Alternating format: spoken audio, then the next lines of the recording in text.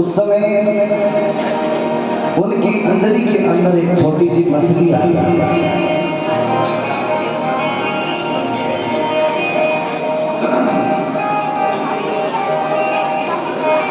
राजा ने सोचा इस मछली को जीव जंतु खा जाएंगे, इसे घर ले चलते।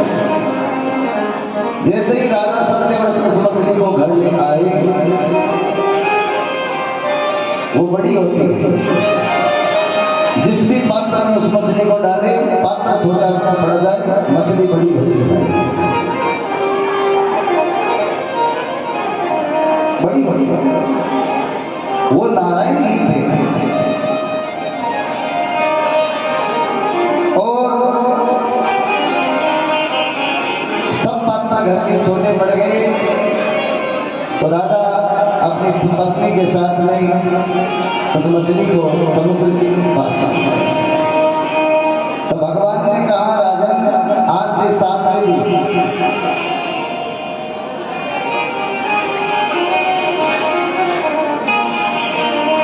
ये सारा ब्रह्मांड जलमग्न हो जाएगा। केवल जो सप्त ऋषि हैं उनकी ज्योति रहेगी, उनसे प्रकाश होगा। तुम मौका के अंदर विचरण करना उस जल में, और मेरे सिंगों में मैं मछली बन करके, यानी कि मेरे सिंगों में वासुकी नाग से नौका बांध देना। इस तरह से भगवान ने यहाँ पर मत्स्य अवतार लिया, परम तत्व का उपदेश दिया, और वो मत्स्य पुराण कहलाया। ब्रह्मा जी की नींद पूरी हुई तो हयग्रीव दैत्य को मार करके वेदों की रक्षा के लिए भगवान ने ये मत्स्य का अवतार लिया। अभी आज सुबह से लेकर के अभी तक जिस स्कंद का हम श्रवण कर रहे हैं, इस स्कंद का नाम है मनवंतर लीला। ये 8वां स्कंद है। अभी हम कितने मनवंतर के अंदर है? 7वें मनवंतर के अंदर हम बैठे हुए हैं। 4 युगों के, ध्यान देना, 4 युग बीत जाते हैं ना, सतयुग, त्रेता, द्वापर, कलयुग। ये 4 युग 1000 वर्ष तक ऐसे चेंज होते रहते हैं ना, तब जाकर के ब्रह्मा जी का केवल 1 दिन होता है, केवल 1 दिन।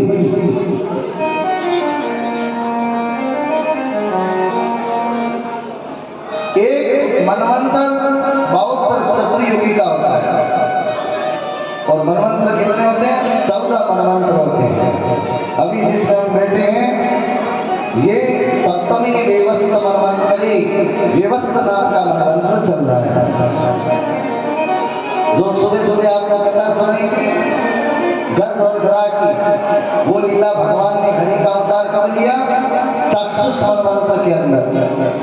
अलग अलग मनवंतर में अलग अलग भगवान ने अवतार लिए, अलग अलग लीलाएं की। तो ये मनवंतर लीला यहाँ पर सुखदेव जी महाराज इसको यहीं पर विराम देते हुए आइए हम 9वें स्कंद के अंदर प्रवेश करें, जिसका नाम है ईशानो कथा। ईशानो यानी किसके अंदर? वंशावली। कौन किसके वंश में हुआ, कैसे हुआ?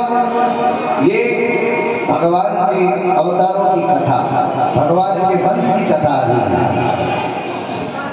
सुखदेव जी कहते हैं राजन परीक्षित, भगवान के अवतार तो 24 हैं ही, वंदनीय हैं, लेकिन मानव चरित्र से ज्यादा जुड़े हुए 2 अवतार हैं। कौन से? एक राम और दूसरा कृष्ण। राघवेंद्र के नेत्रों में गंभीरता है और कृष्ण के नेत्रों में चपलता है, बस दोनों के अंदर यही अंतर है। इसलिए परीक्षित, राम ने जीवन में जो किया, भगवान राम ने जीवन में जो किया वो हम कर सकते हैं, और कृष्ण ने जो कहा, कृष्ण ने जो किया वो नहीं कर सकते। कृष्ण ने जो कहा, कृष्ण ने क्या कहा? गीता कही। ये भागवत मेरे गोविंद का इसलिए है, भागवत कही। कृष्ण ने जो कहा उसको कहना चाहिए। राम ने जो किया माता पिता की सेवा, वो करनी चाहिए। इसलिए भागवत हमें मरना, यानी कि मरना तो सबको ही है। राजा परीक्षित भी मरा, लेकिन वो मर के भी अमर हो गया। संसार से जाना सबको है। इसलिए मरना कैसा हो व्यक्ति का, इस संसार में है वो सब जाएंगे, लेकिन मरना भी अगर हमारा सार्थक हो जाए और वापिस इस संसार में नहीं आना पड़े, वही मरना है, मुक्ति मिलता है। जब तो कथा परीक्षित जी को सुनाई और परीक्षित जी को मुक्ति मिल गई। ये जीव ही परीक्षित है। राम ने जो किया वो करो, माँ बाप की सेवा करो। कृष्ण ने जो कहा वो करो। आइए, भगवान मेरे राघवेंद्र ने जिस वंश के अंदर जन्म लिया, प्रकट हुए, उस वंश में हम चलते हैं। भगवान राघवेंद्र ने कौन से वंश में जन्म लिया? सूर्य वंश में। कौन सा वंश था भगवान का? राम जी का सूर्य वंश। अब देखिए, ब्रह्मा के पुत्र कौन हुए? मरीचि हुए। मरीचि के कौन हुए? कश्यप हुए। और कश्यप के पुत्र कौन है? सूर्य। सूर्य का एक नाम क्या है? विवस्वान है। सूर्य वंश वहीं से प्रारंभ होता है। और विवस्वान के पुत्र उत्पन्न हुआ, उसे विवस्त मनु कहते हैं। और विवस्त मनु महाराज के पुत्र कौन हुए? सुधम्न हुए, जो शिव जी के आश्रम में गलती से जाने की वजह से स्त्री बन गई और अंत में उन्होंने अपनी देह का त्याग कर दिया। विवस्त मनु के मन में बड़ी चिंता हुई। उनके 10 पुत्र थे, उनमें एक पुत्र का नाम था सरियाती। विवस्त मनु के सरियाती नाम के जो पुत्र हैं, उनके यहाँ एक परम सुंदरी कन्या ने जन्म लिया। उसका नाम क्या है? सुकन्या। ध्यान देकर के सुनना, ये वंशावली चल रही है, इधर उधर ध्यान मत भटकाना। राजा एक बार अपनी सेना को लेकर के वन में चले गए और वहां जयमन नाम के ऋषि तपस्या कर रहे थे। उनके सारे शरीर पर दीमक लगी हुई थी। राजा तपस्या कर रहे थे, ऋषि तपस्या कर रहे थे। काफी साल बीतने से उनके शरीर पर मिट्टी जम गई और केवल आंखें दिख रही थी, आंखों से ज्योति दिख रही थी। तो महाराज, इस कन्या ने सोचा यहाँ पर ये क्या चमक रहा है। उसने कौतूहलवश 2 गड्ढे देखे और बाल चपलतावश एक तिनका लिया और ऋषि की आंखों में चुबो दिया। 7 ऋषि क्रोधित हो गए, सारी सेना भयभीत हो गई और ऋषि को प्रणाम कर क्षमा याचना की। 7 ऋषि तो अंधे हो गए। अब राजा की इच्छा न होते हुए भी अपनी पुत्री सुकन्या का विवाह 7 ऋषि के साथ में करना पड़ा। सुकन्या ने अपने पति की बहुत सेवा की। फिर अश्विनी कुमारों ने 7 ऋषि की आंखों को ठीक कर दिया। अश्विनी कुमार कौन है? जो वेद है। उन्होंने अपनी मंत्र विद्या से 7 ऋषि को ठीक कर दिया। और उसी सूर्य वंश के एक और प्रतापी राजा हुए नभक। नभक के कौन हुए? नाभा। और नाभा के एक पुत्र कौन हुए? राजा अम्बरीश। ये राजा अम्बरीश साल में जितनी भी एकादशी आती है उसका व्रत करते थे। साल में कितनी एकादशी आती है? कितनी? महीने में कितनी आती बता दो। 2 बार दोनों 24। और आपके देव भाई अधिक मास वजन कितनी में? 26। तो वो राजा अम्बरीश सारी एकादशी का व्रत करते थे। सुबह जल्दी उठ जाते और भगवान का व्रत करते हैं और व्रत करने पर उस दिन वो कुछ भी नहीं लेते, केवल और केवल भगवान का नाम लेते रहते, ऐसे व्रत करते थे। आप और हम क्या करते हैं? व्रत का मतलब क्या है? व्रत का मतलब है इंद्रियों को मार करके रखना, संयम से रहना। व्रत इसलिए रखा कि महीने के अंदर एक बार ये जो शरीर रूपी मशीन है ना, ये साफ हो जाए। हमारे ऋषि मुनि व्रत इसलिए रखा, 6 महीने के बाद में, साल भर में आप गाड़ी की सर्विस करवाते हो और नहीं करवाते हो? करवाते हो ना एक बार सर्विस, उसीलिए व्रत होता है। आप दिन भर इसमें कुछ ना कुछ लेते रहोगे तो ये बैटरी एक दिन खराब हो जाएगी। हमारे ऋषि मुनि बहुत आगे की सोचते थे। व्रत करने पर ज्यादा खा लोगे तो क्या होगा? व्रत करने पर भजन करना पड़ता है, और ज्यादा खाओगे तो अन्न की तासीर क्या है? अन्न जो खाता है उसे नींद ज्यादा आती है, तो नींद आएगी तो भगवान का भजन नहीं होगा। अब आजकल महाराज माता माँ व्रत करेगी, इन्होंने 10वें दिन पहले दिन लाग दो, 10वें दिन रात नहीं मीननी काल मारे एकादशी है, यहाँ कर थोड़ा सा 10 एक बिदाम भिजो दिया, क्या कि एकादशी है नहीं, सुबह उठा लेने मंदिर पर तो कहीं लेवा नहीं। महाराज 10वें दिन रात में आज चिंता करती काली 11 से सुबह उठी नहीं, उठते और कहेंगे बीननी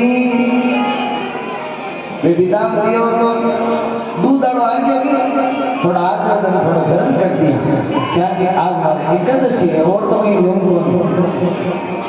अब बीननी बेचारी सोचे और कहीं लेवोगी दिन भर तो खाओ कहीं मान ले। बीननी दिन खेल नहीं है, सुबह उठते और 10वें दिन रात नहीं जाटो रोट बना, रोट बना और फिर महीना घीरा उंडा खोपा कर घी भर सबको रोटियां बना सूर जीव ले। इतनी चिंता में काल भरत है, बाजार नहीं कई तरह फल फ्रूट ले रही तड़के छे मरेगा ओ जाड़ा रोता ओ जो जी, अरे उड़ा खोबा करके खोबा ने घीसू भर जो जी, तड़के छे मरेगा ओ गिरी सुवारा नोजा पिस्ता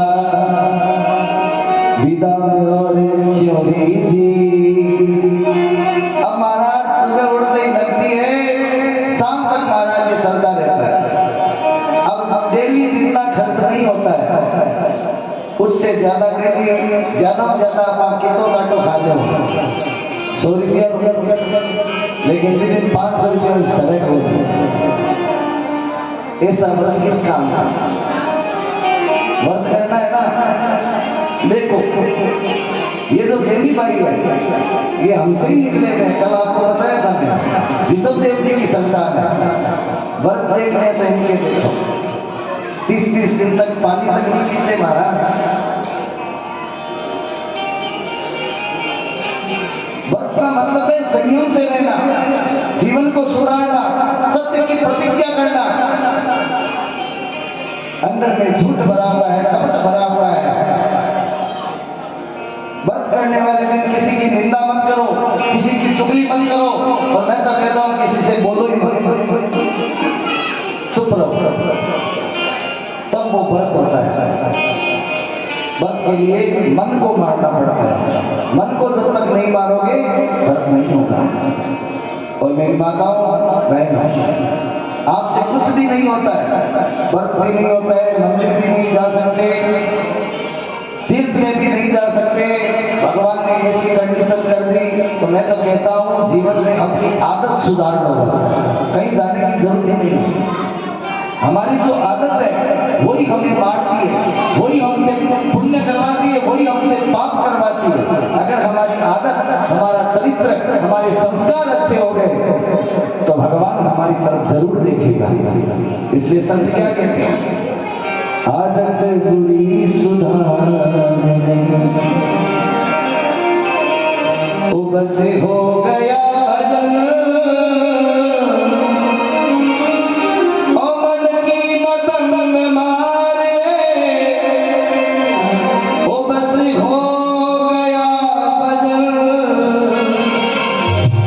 आदत बुरी सुधार, आदत बुरी सुधार हो गया अजल, आदत बुरी सुधार हो गया अजल, ओ मन की मतंग मार हो गया अजल, ओ मतंग मार हो गया अजल। आदत बुरी सुधार, आदत बुरी सुधार हो गया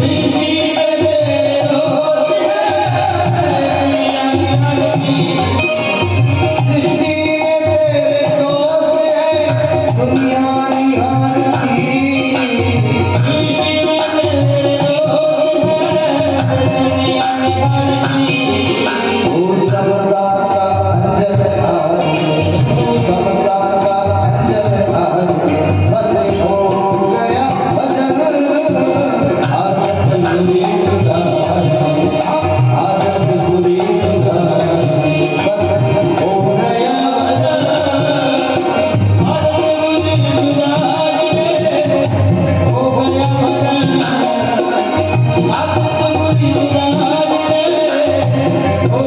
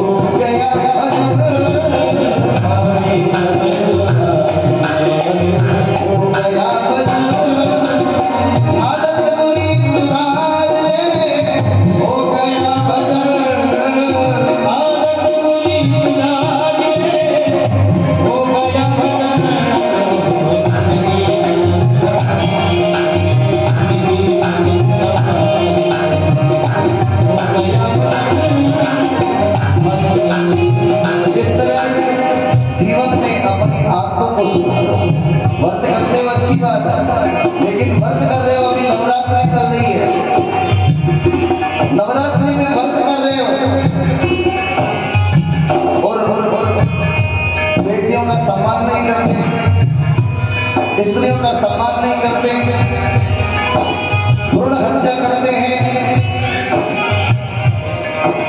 तो फिर मां प्रसन्न होगी क्या?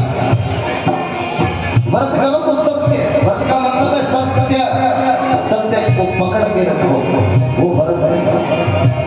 या तो करो मत, अगर करो कोई काम तो विधि से करो, तरीके से करो।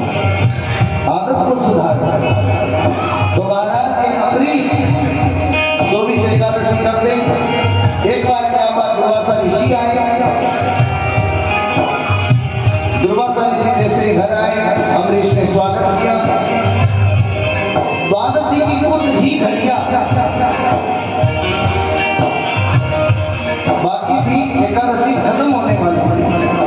सुबह सुबह दुर्वासा ऋषि उठ गए। अम्बरीश ने कहा महाराज आप आ गए हो तो भोजन कर लेना। तो कहा कि मैं संध्या वंदन करके आता हूँ, तब तक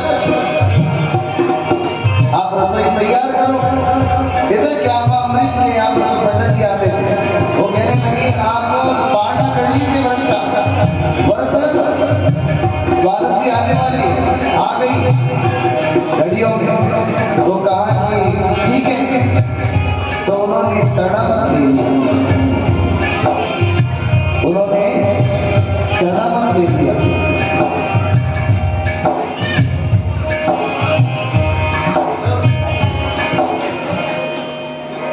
उन्होंने चरणामत ले लिया।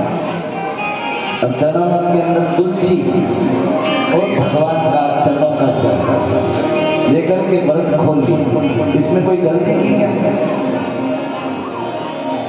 जब दुर्वासा ऋषि आए, आकर के पूछा राजन क्या आपने भोजन कर लिया, व्रत का वारणा कर लिया? वारणा कर लिया, इतना ही पूछा था। तो राजा कहने लगे हाँ वारणा कर लिया। दुर्वासा ऋषि समझे कि इसने ब्राह्मण को न्योता दे करके जिमाए बिना खुद जीव ली।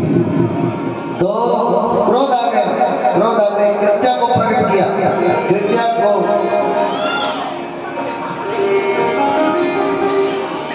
प्रकट किया। अब महाराज जैसे ही मेरे नारायण को पता चला तो भगवान ने अपना सुदर्शन चक्र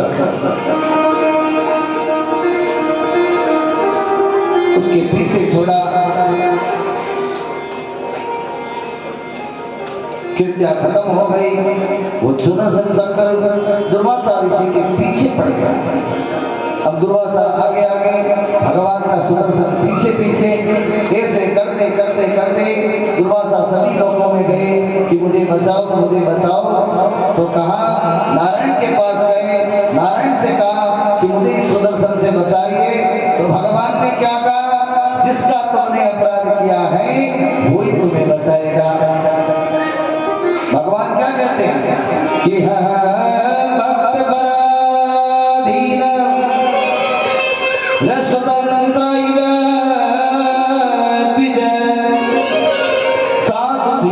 रसतंत्र हृदयो भक्तेर भक्त जन प्रिय। मैं तो भक्तों के अधीन हूँ। बस मैं भक्त के अपराधी को कैसे बचा सकता हूँ? जो स्वयं भक्त के वश में है वो बिना भक्त के पूछे कैसे बचा सकता है? आपको पता है मैं भक्तों के ऐसे वश में हूँ, वो भोग लगाए तो भोग पा लेता हूँ, नहीं तो भूखा ही बैठा रहता हूँ। महात्मन आपने अपने को संत माना, अम्बरीश को नहीं माना। आप जाकर राजा अम्बरीश से क्षमा याचना करी। अगर उन्होंने क्षमा कर दिया तो ठीक, नहीं तो मैं कुछ नहीं कर सकता। दुर्वासा ऐसे ही आज अम्बरीश के पास गई और कहा कि मुझे सुदर्शन से बचाइए। तो अम्बरीश ने हाथ जोड़ करके सुदर्शन के सामने कहा, अगर मैंने सच्चे मन से जीवन भर एकादशी का व्रत किया है तो उसके प्रभाव से आप जहां हो वहीं पे रुक जाइए। सुदर्शन रुक गए। ये होता है व्रत का प्रभाव। राजा ने हाथ जोड़ करके कहा, यदि मैंने भगवान और संतों में कोई अंतर नहीं समझा तो सुदर्शन शांत होकर के लौट जा। सुदर्शन जी लौट कर चले गए। राजा अम्बरीश ने हाथ जोड़कर क्षमा मांगते हुए कहा, मेरे कारण आपको इतना कष्ट उठाना पड़ा, पधारिए, ये गुरुदेव भोजन करिए। दुर्वासा जी के नेत्र सजल हो गए, आंखों से आंसू आ गए और कहा, क्या अहो अनंत दासा मैं तुम दुष्ट पत्र में कृतागसो यदराज मंगलाराम सभी रसे भगवान के प्रेमियों का महत्व मैंने आज समझ लिया। जिस राजा को जलाकर मारने का षड्यंत्र किया मैंने, आज उसी राजा ने मेरी सुरक्षा की। बहुत आशीर्वाद देकर के दुर्वासा ऋषि वहां से चले गए। सूर्य वंश के इन्हीं, देखो सूर्य वंश की कथा चल रही है, ध्यान देकर के सुनना। सूर्य वंश के इन्हीं प्रतापी राजाओं में राजा युवनाश्व हुए। सूर्य वंश की क्या विशेषता है? सूर्य वंश के अंदर बिना यज्ञ के किसी के भी पुत्र नहीं हुआ, बिना यज्ञ के। और चंद्रवंश की क्या विशेषता है? बिना लड़ाई झगड़े किसी का विवाह नहीं हुआ। तो महाराज सूर्य वंश के अंदर बिना यज्ञ किए किसी के पुत्र नहीं होता। सूर्य वंश में सूर्य से लेकर के राजा दशरथ तक अधिकांश राजाओं ने यज्ञ किया, तभी उनके पुत्र हुआ। और चंद्रवंश में बिना झगड़े के विवाह नहीं हुआ। तो महाराज युवनाश राजा ने भी यज्ञ किया। अब लेकिन जो यज्ञ का अभिमंत्रित जल है, उस जल को गलती से राजा ने स्वयं पी लिया। पिलाना किसको था? अपनी पत्नी को, लेकिन पी खुद लिया। पानी उस जल को पीती, अगर पत्नी उस जल को पीती तो उन्हें पुत्र होगा, लेकिन रात्रि में प्यास जोर से लगी, उन्हें पता नहीं चला। पानी के कलश में जो जल था सारा युवनाश्व राजा पी गए। वशिष्ठ जी ने ध्यान लगा कर देखा और कहा कि राजन सब गड़बड़ हो गया। राजा ने पूछा क्या हुआ महाराज? तो वशिष्ठ जी बोले राजा अब तो आपके ही पुत्र होगा, अब तो आपके ही पुत्र होगा। राजा के मन में बड़ी भारी चिंता हुई। राजा के पेट को चीर करके बालक को बाहर निकाला, लेकिन अब सबको चिंता हुई कि बालक को दूध किसका पिलाए। तब इंद्र को बुलाया। इंद्र आए और उन्होंने अपनी तर्जनी अंगुली बच्चे के मुंह में दी और उससे दुग्ध पान करवाया। तो उस बच्चे का नाम क्या पड़ गया? मानधाता। क्या नाम पड़ा? मानधाता। अब मानधाता के पुत्र कौन हुए? राजा मुचकुंद, जो तीसरे जन्म के अंदर क्या बने? नरसिंह भगत। 22-23 तारीख को जो कथा चलेगी ना नरसिंह भगत की, वो नरसिंह भगत कौन है? मुचकुंद थे पहले जन्म में। फिर तीसरे जन्म के अंदर वो राजा नरसिंह बन करके आए, नरसिंह ब्राह्मण बन करके आए, नागर ब्राह्मण। और मुचकुंद के जो तपस्वी हुए, जिनको भगवान श्री कृष्ण ने मुक्ति दिलाई, इन्हीं मानधाता महाराज के वंश में आगे जाकर के कौन हुए? त्रिवंदन हुए। और त्रिवंदन के कौन हुए? त्रिशंकु हुए, जिन्होंने सत्य पालन के लिए अपने सरसों का बलिदान कर दिया। उसी वंश में ऐसे कौन हुए? राजा हरिश्चंद्र हुए, जिन्होंने सत्य के लिए सब कुछ न्यौछावर कर दिया। इस वंश में आगे चल करके परम विचित्र राजा हुए राजा बहुक। बड़ी रानी को यज्ञ द्वारा चरु खिलाया, गर्भ में बालक आ गया, लेकिन अन्य रानी ने इस शब्द से बड़ी रानी को जहर दे दिया। क्या किया? जहर दे दिया। बड़ी रानी को खीर खिलाई, लेकिन ईर्ष्यावश को बालक हुआ तो उसको सबने जहर दे दिया। गर्भ बालक के विनाश के लिए दे दिया। तो गुरुदेव वशिष्ठ ने अपनी मंत्र शक्ति से क्या किया? गर्भ को बालक को मरने नहीं दिया, और बल्कि बालक ने जब जन्म लिया तो जहर उसके सिर पर रखा हुआ था। गुरुदेव की कृपा से वो बालक मरा नहीं और जहर उसके सिर के ऊपर रखा हुआ था। तो उसका नाम क्या पड़ गया? सगर। क्या पड़ा? राजा सगर। गर कहते हैं जहर को, जो जहर के सहित उत्पन्न हुआ, इसलिए नाम क्या पड़ा? सगर। ठीक है ना। और महाराज सगर के दो पत्नियां थी, एक का नाम सुमिति और दूसरी का नाम केसरी। केसरी के वे असमदस और सुमिति ने एक मास पिंड को जन्म दिया। क्रोध में आकर के उसके 60,000 टुकड़े कर दिए, परंतु मंत्र शक्ति से वो 60,000 टुकड़े सब बालक बन गए। मांस का पिंड था केवल, उसके टुकड़े कर दिए तो कितने हो गए हो? 60,000 बालक बन गए हो। सगर राजा ने अश्वमेध यज्ञ किया। यज्ञ का घोड़ा इंद्र चुरा करके ले गए। इंद्र ने वो घोड़ा कपिल देव के आश्रम में बांध दिया। वहां से अंतर ध्यान हो गए। सगर के पुत्रों ने जमीन को इतना खोदा कि सागर बन गया।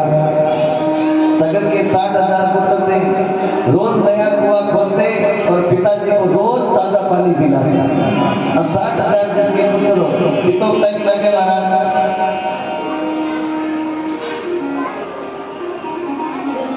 डेली नया कुआं खोदते ताजा पानी पिलाते।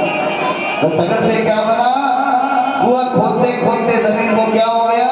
सागर बन गया।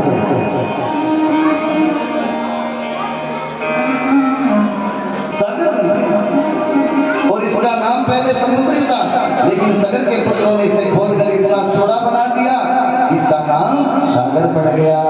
अब कपिल मुनि के आश्रम में घोड़े को बना देगा और उन्हें चोट समझ करके मारकर दौड़े। कपिल देव की आंखें खुलते ही वो 60,000 पुत्र वहीं पर जल करके भस्म हो गए। और महाराज जैसे ही भस्म हुए, सबने तपस्या की, कहा कि गंगा जब धरती पर आएगी तभी उनसे गंगा से इसका उद्धार होगा।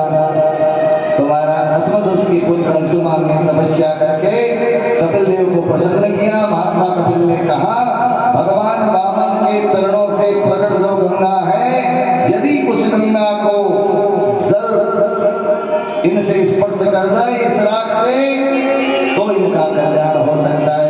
अंशुमान ने ब्रह्मलोक से गंगा जी को उतार कर लाने के लिए बहुत तपस्या की, लेकिन गंगा नहीं आई। बाद में उनके पुत्र दिलीप ने गंगा जी को लाने के लिए तपस्या की, फिर भी नहीं आई। और उनके पश्चात उनके पुत्र भगीरथ ने गंगा की तपस्या की। गंगा प्रसन्न हो गई, लेकिन उसके वेग को कौन सहन करे? तो भगवान ने अपनी 2 जटाएं खोली, जटाओं के अंदर गंगा के वेग को धरा। फिर भगवान ने जैसे ही जटा खोल के नीचे जैसे ही वो जाने लगी तो चारों तरफ जलजलाकार हो गया। बीच में जितने भी आश्रम थे वो टूट गए। बीच में जानकी ऋषि का आश्रम था, वो भी बह गया। जानकी ऋषि को क्रोध आया, गंगा को हाथ में लिया और पी गए। जब देवताओं ने अन्य विनय किया तो वापिस छोड़ दिया।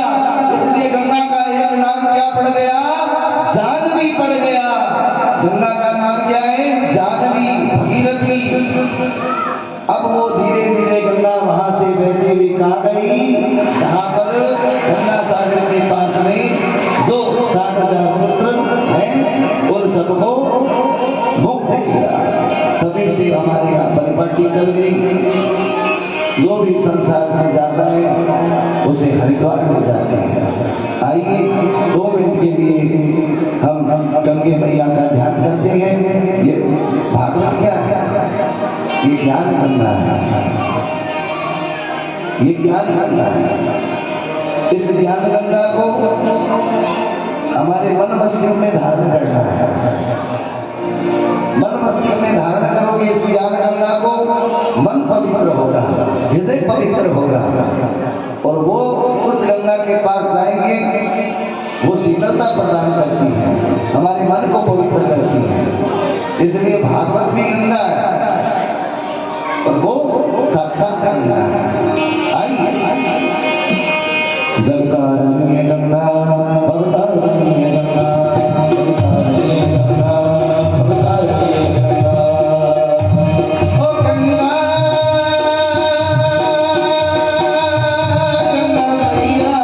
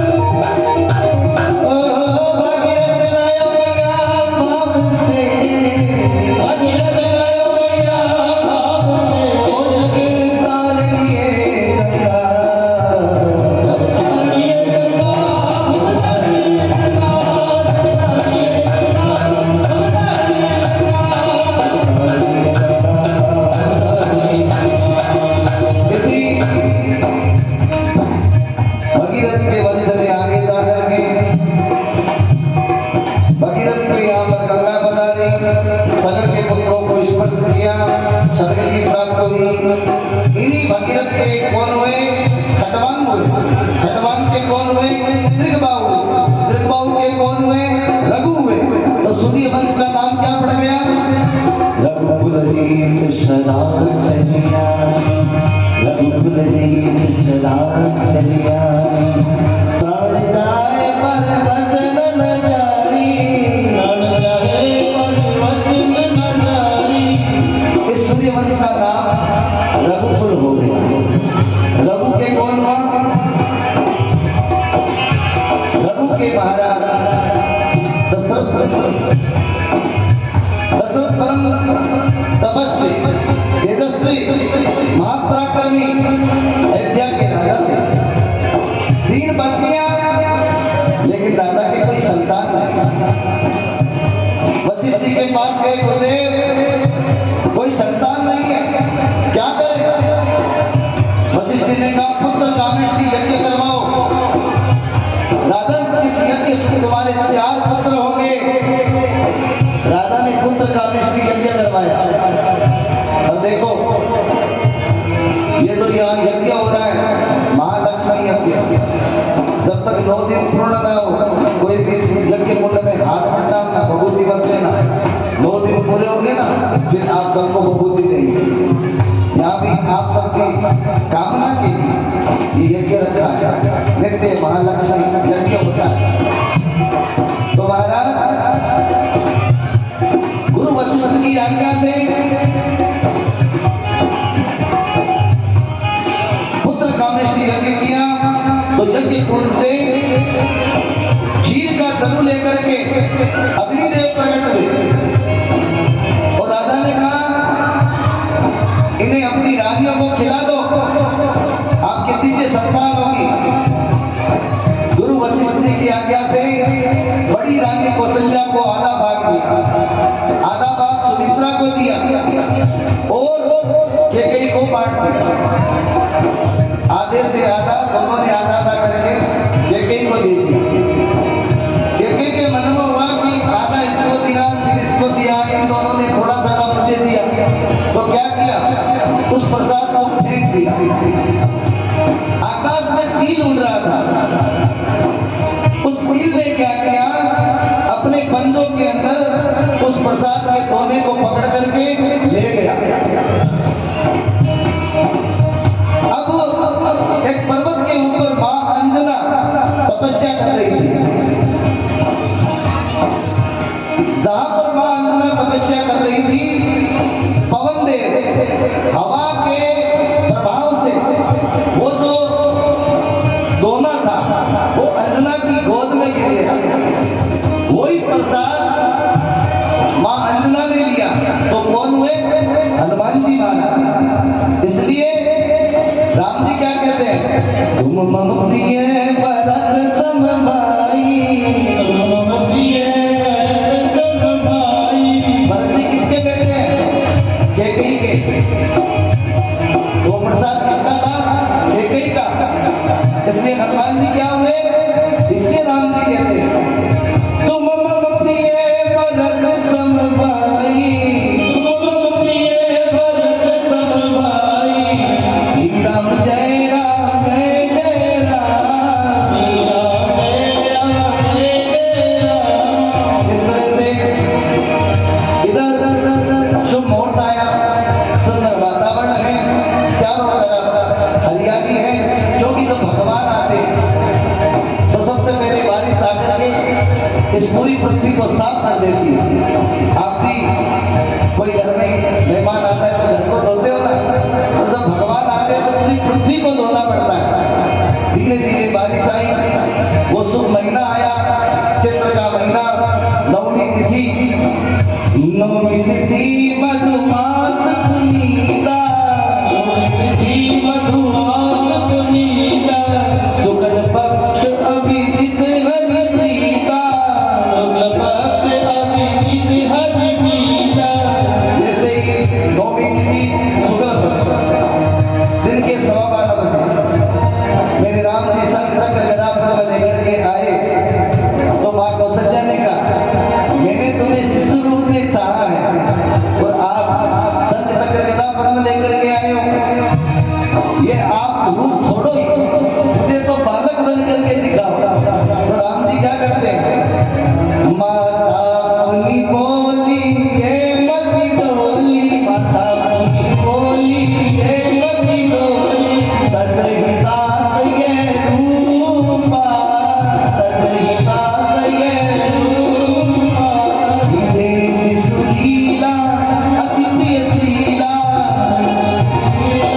अति प्रिय ये सुख परम अनूपा, ये सुख परम अनूपा। जैसे ही माँ की बात सुनी तो मेरे राम जी राघवेंद्र सरकार, जैसे ही छोटा बच्चा जन्मता है ना, उआ उआ करके रोता है, जैसे ही राम जी रोने लगे। सुनी वचन सुजाना रोदन ठाना, वचन सुजाना रोदन ठाना, कोई बालक सुर भूपा, कोई बालक सुर भूपा। और इस चरित्र को जो भी सुनता है, जो यहाँ पर भागवत में देखता है, जो इस चरित्र को सुनता है, जो इस चरित्र को गाता है, तो भगवान बड़े प्रसन्न होते हैं। और क्या कहते हैं तुलसीदास जी, ये चरित्र जगावई हरिपद पावई, चरित्र जगावई हरिपद पावई, दिल परई भव कूपा, दिल परई भव कूपा। श्री राम जय राम जय राम, श्री राम जय राम जय राम, श्री राम जय राम। चारों भाइयों के नामकरण हो गए। जो आनंद सिंधु सुखरासी, सीकर दे त्रिलोक उपासी, सो सुख धाम राम से नाम, अखिल लोक उदायक विश्राम। विश्ववरण पोषण कर जोई, सागर नाम भरत अस होई, जाके सुमिरन ते गुनासा, नाम शत्रुघ्न वेद प्रकाशा, नाम शत्रुघ्न वेद प्रकाशा। ऐसे राम लक्ष्मण भरत शत्रुघ्न चारों के नाम निकाल दिए। लक्ष्मण धाम सुराम प्रिय, सकल जगत आधार सिया राम, गुरु वशिष्ठ तई राखियो, लक्ष्मण नाम उदार सिया राम। आपको क्या बोलना है, श्री राम जय राम जय जय राम, श्री राम जय राम जय जय राम, श्री राम जय राम, श्री राम जय राम जय जय राम। ऐसे जब भगवान आए तो भगवान शंकर दर्शन करने के लिए हज अवधि की गलियों में नाचे जोगी मखवाना, हज अवधि की गलियों में नाचे जोगी मखवाना। भगवान शंकर दर्शन करने के लिए आए, थोड़ा समय व्यतीत हुआ, विश्वामित्र जी आ गए और दशरथ से कहा कि अपने पुत्रों को मुझे दो, क्योंकि एक ताड़का नाम की राक्षसी उसने हाहाकार मचा रखा है, राम लक्ष्मण को हमें दो। विश्वामित्र ध्वरे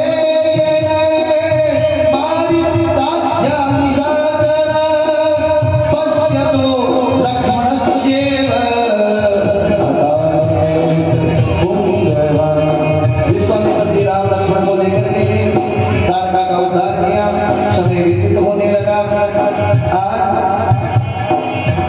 धीरे धीरे विश्वामित्र जी जैसे आगे बढ़े, वहां पर जय रघुनंदन जनक किशोरी, जय रघुनंदन जनक किशोरी, सीताराम मनोहर जोरी, सीताराम मनोहर जोरी। अब वहां पर सीता जी को देखा,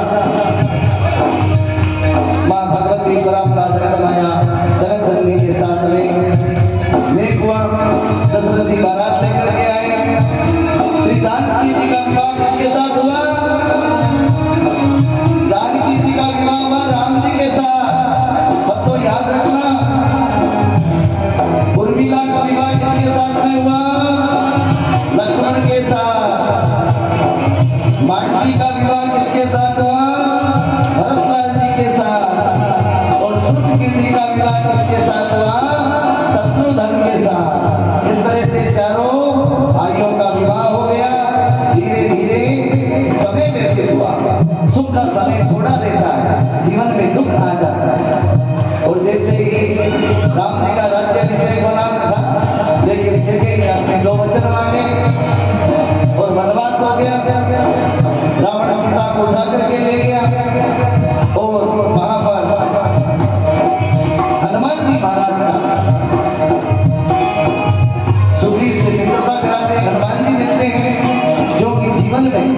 जिसके बालाजी नहीं है। जीवन में इस कलयुग के अंदर मैं सच्ची बात बता रहा हूं, जीवन में अगर पढ़ने वाले बच्चे हो, चाहे व्यापार करने वाले हो, चाहे कोई हो, कलयुग के सच्चे देव कौन है? एक तो माता रानी, इनको आशीर्वाद मिला हुआ है, और एक बालाजी महाराज। बाकी तो बाबू जी, तेजू जी, रामदेव जी, ये तो कलयुग के देवता हैं, ये लोक देवता हैं। लेकिन दुर्गा मैया और हनुमान जी महाराज, जीवन अगर सक्सेस होना है तो आप बालाजी की पूजा करो, बालाजी की सेवा करो। ज्यादा कुछ नहीं आता है तो नित्य एक हनुमान चालीसा का पाठ करो। एक हनुमान चालीसा का पाठ आपके जीवन के सारे संकट भेद देगा। लेकिन करना कैसे है? श्रद्धा और भाव से करना। या राम जी कहना चाहते हैं कि जब तक भक्ति नहीं आएगी तब तक सीता कौन है? सीता भक्त। जब तक भक्त के अंदर प्रेम नहीं होगा, दासत्व नहीं होगा, तब तक वो भक्ति को नहीं पा सकता। आइए हम और आप सभी बालाजी महाराज का ध्यान करते हैं। बोलिए बालाजी महाराज की जय हो। दिव्य झांकी का दर्शन करते हैं। ओ दुनिया में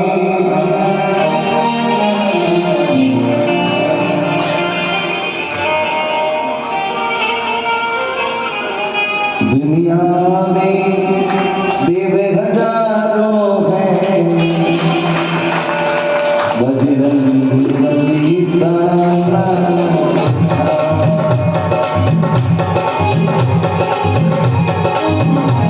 दुनिया में देव हजारों हैं, दिलवाला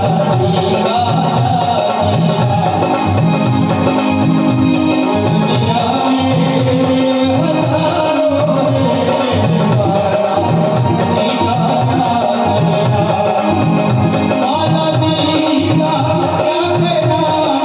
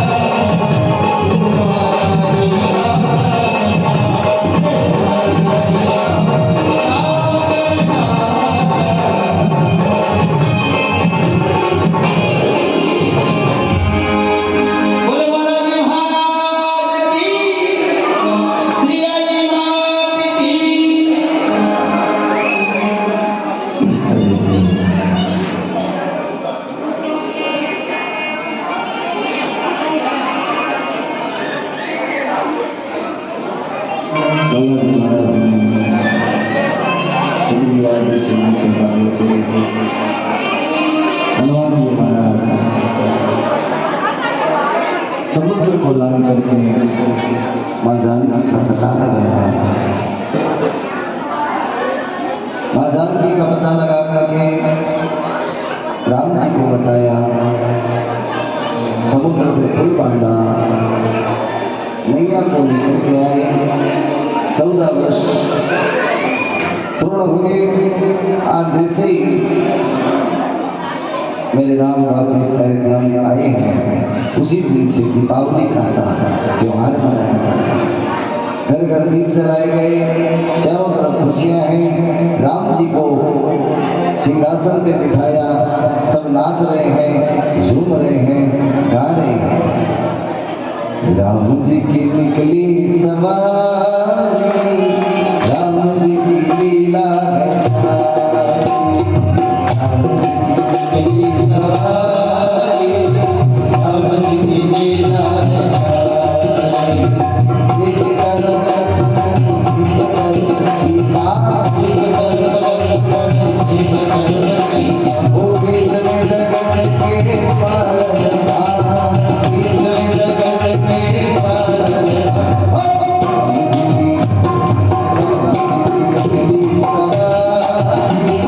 राम जी की लीला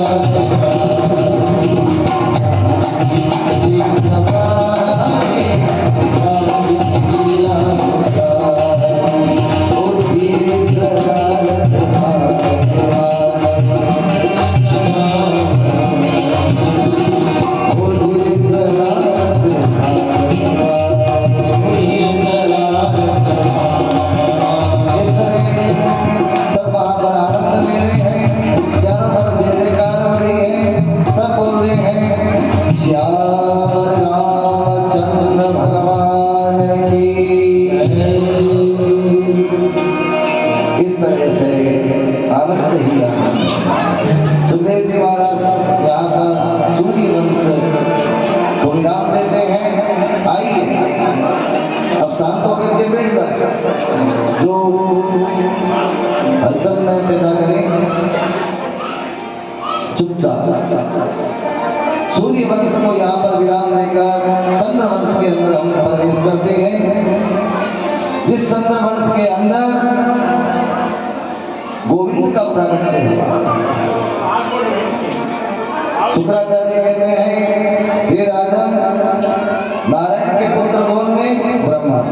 ब्रह्मा के पुत्र कौन हुए? अत्रि। अत्रि के पुत्र कौन हुए? चंद्रमा। चंद्रमा के पुत्र कौन है? बुध। बुध के पुत्र कौन है? पुरुरवा। इन्हीं पुरुरवा वंश में 6 पुत्र हुए। कौन से?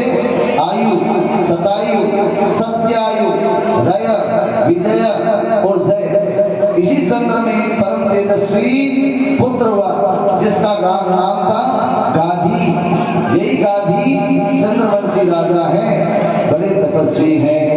परंतु गाधी के घर पुत्र नहीं था, एक पुत्री थी जिसका नाम था सत्यवती।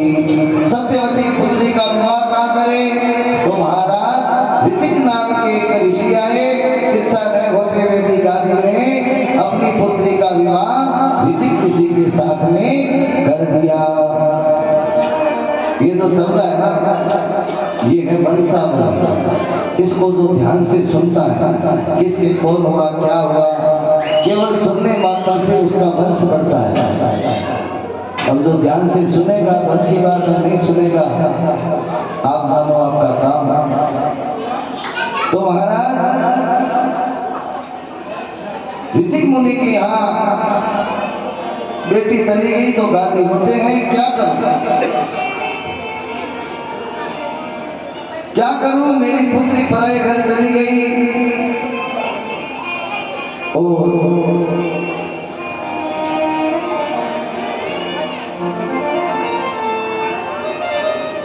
मेरी माता और मेरी बहन, जिस प्रकार आप पुत्र होने पर खुश होते हैं, उसी प्रकार एक पुत्री का पालन हमें करना चाहिए।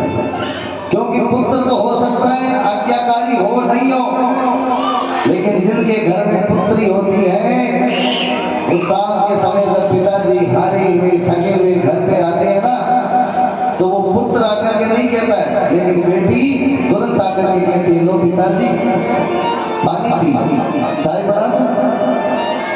बेटा नहीं कहता है। तो महाराज दादी बोले मेरे एक ही पुत्री थी, वो भी ससुराल चली गई, क्या करूं? एक दिन दादी अपने पत्नी से बोले, देवी मेरे जो दामाद है ना बड़े विद्वान है, शास्त्र में बड़े निष्णांत है, क्या तुम दामाद से प्रार्थना करोगी? अपनी बुढ़ई से कहते हैं कि दामाद बड़े विद्वान है, उनसे प्रार्थना करो कि ऐसा कोई मंत्र या ऐसी कोई औषधि दवाई बना दो जिससे हमें भी पुत्र हो जाए, क्योंकि एक बेटी थी वो भी चली गई। मुझे तो कहने में शर्म आती है। दादी बोले तो ऋषिक मुनि ने 2 प्रकार की औषधि बनाई, 2 प्रकार की दवाई बनाई, ध्यान से सुनना। एक औषधि तरु युक्त यानी कि खीर से बनी हुई थी, वो औषधि तो ऋषि ने कहा कि सासू जी को दे देना, यानी कि सासू जी को ये दवाई खिला देना। और एक अपनी पत्नी के लिए बनाई, पत्नी भी वही थी, अपने माई के सासू के लिए और अपनी पत्नी दोनों के लिए दवाई बना करके भेज दी।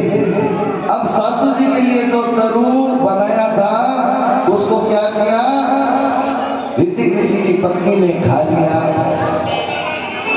और पत्नी वाला सासू जी ने खा लिया, अदला बदली हो गई। इसलिए सासू जी के जो पुत्र हुआ क्षत्रिय होने पर भी वो क्या हो गया, ब्राह्मण हो गया। विश्वामित्र क्या थे, क्षत्रिय थे, लेकिन प्रसाद की अदला बदली के कारण ब्राह्मण का सा स्वरूप हो गया। विश्वस्य आसमंता मित्र विश्वामित्र, ऋषिक मुनि के यहाँ जो पुत्र हुआ उसका नाम क्या है, जमदग्नि। अब ब्राह्मण है लेकिन क्षत्रिय सा व्यवहार है, प्रसाद की अदला बदली होगी। कौन नहीं जानता जमदग्नि का नाम? ऋषि जमदग्नि की पत्नी कौन है, रेणुका। उन्होंने 4 पुत्रों को जन्म दिया, उन 4 पुत्रों में सबसे छोटे कौन है, परशुराम जी। परशुराम जी पिता की आज्ञा बहुत मानते हैं। एक बार तो पिता की आज्ञा मान करके भाई और माता जी को भी उन्होंने मार दिया, कितने आज्ञाकारी थे। लेकिन पिता के महत्व को जानते थे, क्योंकि वो भी जानते थे पिता कोई साधारण नहीं है, मैं मार दूंगा तो ये वापस जीवित कर देंगे, मेरे पिता भी कोई सामान्य थोड़ी है। ऐसे ऐसे हमारे संत हमारे ऋषि हुए। जमदग्नि के ऋषि आश्रम पर एक गाय है, उसका नाम है कामदेव, और गाय हमारी माता है। गाओ विश्वस्य मातृ, गाय की सेवा करो। आजकल अगर गोविंद को बुलाना चाहते हो तो गाय की रक्षा करो। गाय बचेगी तो हिंदू बचेगा, हिंदू बचेगा तो ये देश बचेगा। कहां जाओगे आप? इसलिए गो, गीता, गायत्री यानी कि ये देवियां, स्त्रियां, इनकी रक्षा अगर हम नहीं कर सकते तो फिर भगवान को तो आना ही पड़ेगा। इसलिए जहां तक हो सके गाय की रक्षा करो, गाय की सेवा करो। जमदग्नि के आश्रम में जो गाय है उसकी गाय की सेवा का प्रताप क्या है, ये गाय 50,000 आदमियों को एक साथ रोजाना जिमा सकती है, इतनी सामर्थ्य है। अब महाराज जमदग्नि इस गाय के प्रताप से सबकी सेवा कर लेते। ऐसे करते करते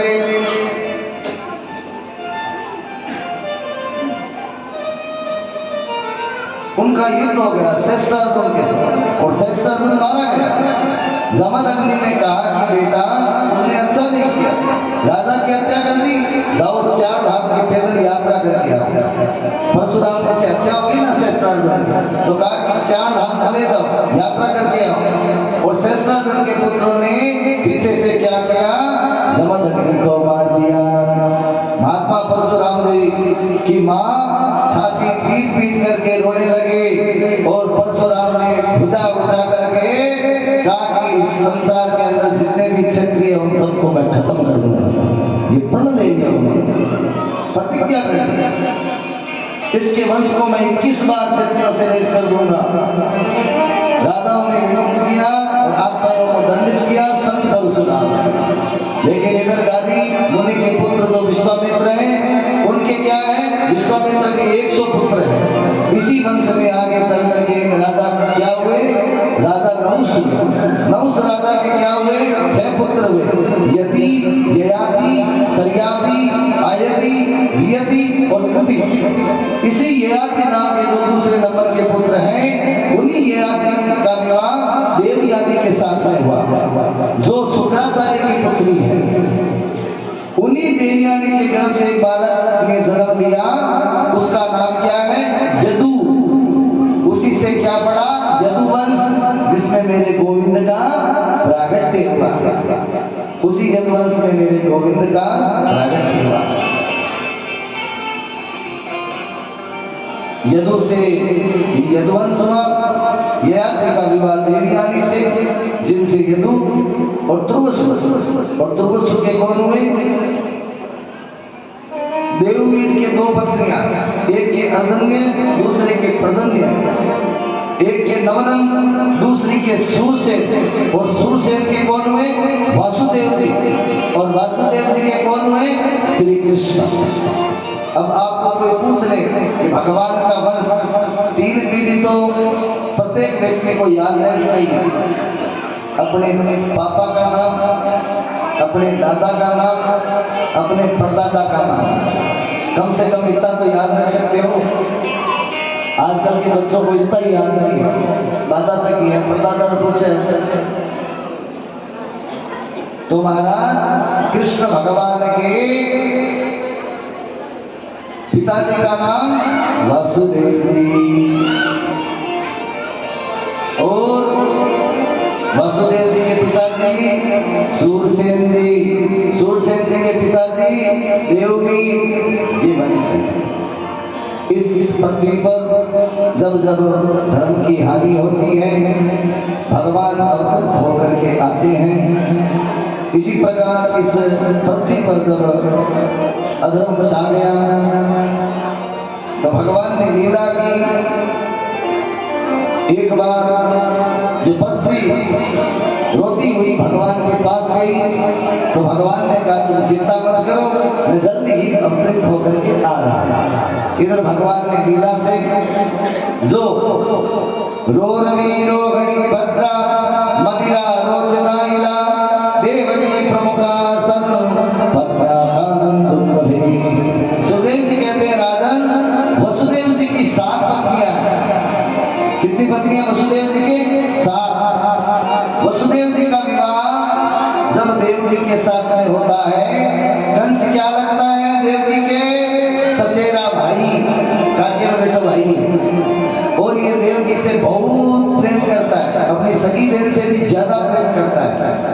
लेकिन जैसे ही शादी हुई, रथ में बिठा करके वसुदेव जी को देवकी को छोड़ने के लिए जाता है। उतने में क्या होता है, आकाशवाणी होती है, और आकाशवाणी कहती है जिस बहन से तू इतना प्यार करता है, जिसे तू हाथी घोड़े काल की लेकर के विदा कर रहा है, इसी का 8वां पुत्र तेरा काल है, काल है, काल है। इतना सुनते ही कंस ने क्या किया, जिस बहन से प्रेम करता था उसी बहन के बाल पकड़ लिए। ध्यान देना, जितने भी भाई लोग बैठे हुए यहाँ, कभी भी किसी स्त्री का बाल नहीं पकड़ने चाहिए, मजाक में भी। जो ये चोटी होती है ना, चोटी स्त्रियों की, इसके अंदर क्या है, गंगा जमुना सरस्वती। बताऊं कैसे? ये जब माताएं चोटी करती है तो इसकी 3 तय करती है, 3 भागों में बांटती है ना बालों को, फिर 2 की ऐसे लड़ बनाती है। तीनों में से जो बीच वाली लड़ है वो गायब हो जाती है 2 के बीच में। वो क्या है, सरस्वती। सरस्वती नदी दिखती है क्या? तो क्या बन गई, गंगा जमुना सरस्वती। ये त्रिवेणी संगम है, साधारण बात नहीं है। और मनुष्य तो चोटी रखते हैं, ये परमात्मा से एक प्रकार का एंटीना है। ऐसे ही हमारे ऋषि मुनियों ने चोटी धोती नहीं रखा। आप जिसके ज्यादा दूर जाओ ही क्यों, आप जिस दिन कुर्ता पायजामा ही पहन लेते हो ना, उस दिन आपका मन के अंदर सात्विक भाव आने लग जाएगा। दीपावली को कभी पहनते हो ना, एक दिन ही आप पहनते हो तो सात्विक ऊर्जा अंदर संचार होती है। तो रोज आप धोती कुर्ता पहनने लग जाओ, आपका मन भी निर्मल हो जाएगा। पहनावे से, हमारे खान पान से, हमारे आचार से, हमारे विचार से हमने इन सब छोटी छोटी बातों को छोड़ दिया, इसलिए अशांति है। अगर इन छोटी छोटी बातों को वापस पकड़ लेंगे तो जीवन में शांति हो जाएगी। तो महाराज बालों को पकड़ करके और जेल के अंदर डाल दिया। कहा कि इसके जो बच्चे होंगे सबको मार दूंगा, तो मेरा काल आएगा कैसे। तो इधर क्या हुआ, नारद जी ने लीला की, एक माला लेकर के आए और कहा कि कंस 6 बच्चे तो जन्म गए। माला के द्वारा बताया कि माला के द्वारा बताया, कहा कि इधर से गिन, जिस प्रकार आप इधर से गिनोगे 1 2 3 4 5 6 7 8, इधर से भी 8, माला को घुमाया, इधर से भी 8, तो कहा कि कौन सा 8वां है, तेरे को क्या पता। तो कंस के मन में पाप आ गया और उसने जो 6 बच्चे थे उन सबको मार दिया। भगवान यही चाहते थे कि इसका पाप का घड़ा भरे। अब 7वां जो है, भगवान ने सोचा अगर बलराम जी नहीं आएंगे तो कैसे चलेगा। तो भगवान ने अपनी संकर्षण माया से जो गोकुल के अंदर रोहिणी है, रोहिणी के गर्भ के अंदर बलराम जी को पहले स्थापित कर दिया। अरे ये सब आजकल तो चल रहा है ना, टेस्ट ट्यूब, एमबी टाइम में अपना ऋषि मुनि कर चुके हैं, डॉक्टर तो अब सीखे हैं। हमारे मंत्रों के द्वारा अभी क्या क्या कथाएं सुनाई आपको, ये हकीकत है। लेकिन मंत्रों को छोड़ दिया, आचार को छोड़ दिया, विचार को छोड़ दिया। मंत्रों के अंदर शक्ति है, लेकिन शुद्ध होकर के पढ़ने वाला चाहिए। आज भी मंत्र काम करते हैं, लेकिन पढ़ने को समय नहीं है किसी के पास। आज भी वो शक्ति है मंत्रों के अंदर जो हमारे ऋषि मुनियों ने दिया है, लेकिन हम लोग तो उसका यूज नहीं कर रहे। जो वैज्ञानिक है ना, उन्होंने खोज करके आज देखो, जो पाश्चात्य संस्कृति के जो लोग हैं वो तो भारत में आ रहे हैं। इस्कॉन मंदिर देखते हो आप, अंग्रेज जी का सगला हरे रामा हरे कृष्णा करे और आपा सगला डीजे पर नाचूला।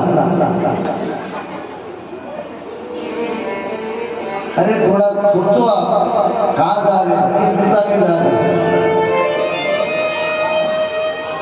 वो तो हमारी संस्कृति को अपना रहे हैं क्योंकि उनको सुकून मिलता है, शांति मिलती है,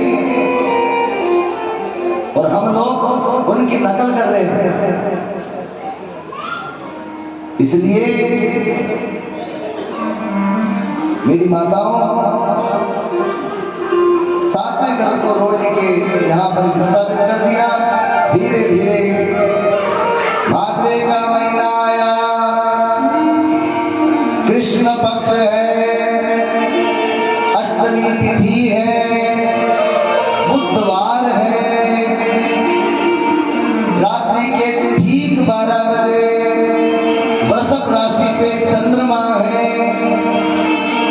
भगवान चतुर्भुज रूप में उस देव में आए, वसुदेव जी को, देवकी को सारी बात बताई और अपनी माया से वापिस वहां पे एक सूप था थैला, कहा कि इसमें रेदा करके नंद बाबा के यहाँ पर मुझे छोड़ करके आ जाओ और वहां पर जो माया है, कन्या है, उसे लेकर के आ जाओ। जैसे ही वसुदेव जी ने मेरे कन्या को सर पे रखा तो क्या हुआ, ताले टूट गए।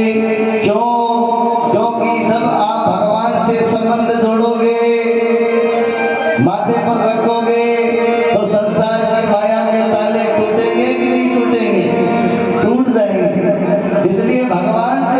जोड़ो तो आपके जो बंधन है अपने आप टूट जाएंगे। ताले टूट गए, सामने धीरे धीरे चले, यमुना आ गई। यमुना कौन है? भगवान की पटरानी है। उसने सोचे आज स्वामी आए हैं, इनके पाँव छू। धीरे धीरे यमुना जी बढ़ने लगी। भगवान ने कहा शर्म नहीं आती, ससुर जी है तेरे और तो धीरे धीरे बढ़ रही है। तो भगवान ने अपने पैर ही नीचे कर दिए और क्या कहते हैं, दूर नगरी बड़ी दूर नहीं। भैया आपने गाया था ना, उसने गाई आरंभ लीजिए। मैं कहूँ तो रुक जाना, ठीक है ना?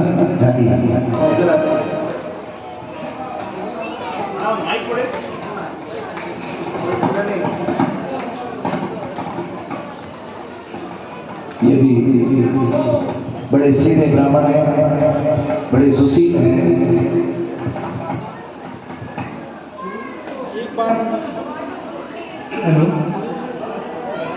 एक बार प्रेम से बोलिए श्री राधे श्री राधे। कैसे आऊं रे कन्हैया, कैसे आऊं रे कन्हैया, तेरी गोकुल बड़ी दूर।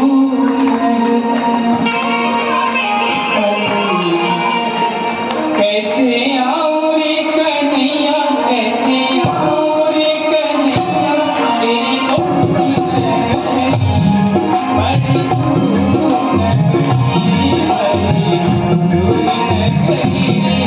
बड़ी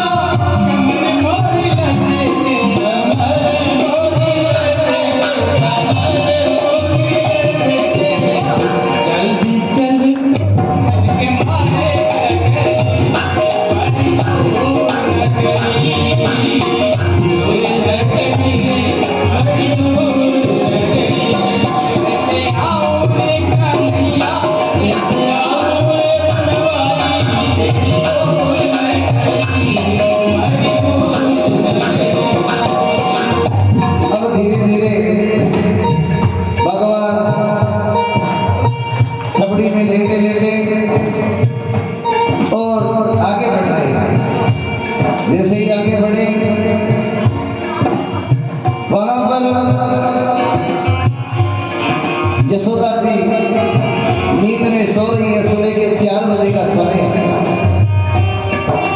उस कन्या को लिया और कन्या को वहां पर छोड़ करके जैसे वापिस आए जेल के, जैसे उस कन्या को नीचे उतारा, जेल के ताले लग गए। कन्या क्या है? माया। माया से संबंध रखोगे ताले लग जाएंगे, कृष्ण से संबंध रखोगे ताले खुल जाएंगे। कर्म रूपी बंधन। वापिस ताले लग गए। कंस को पता चला, दौड़ा दौड़ा आया, अरे 8वां कहाँ है, 8वां कहाँ है,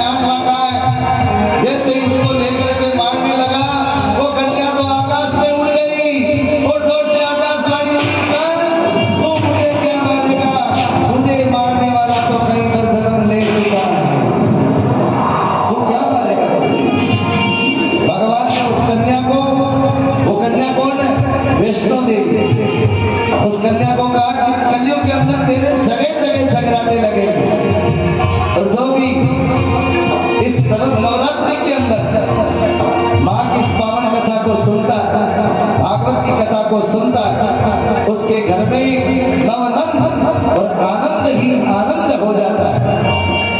बोलिए भागवत महापुराण की। सबने आशीर्वाद दिया और इधर सब देवता स्तुति करने लगे, गाने लगे। क्या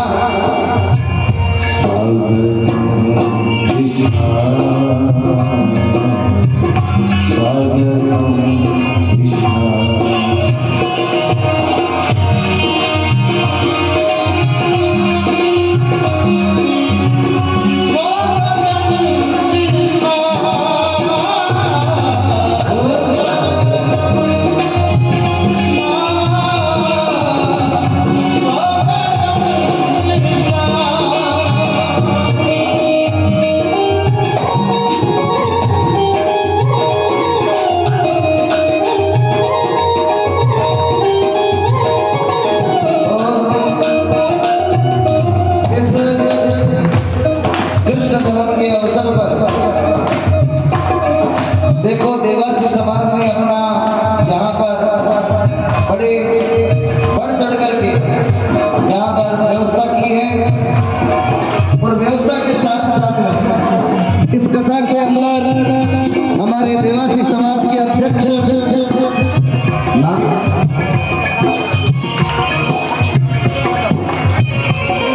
श्रवण जी भोजी साहब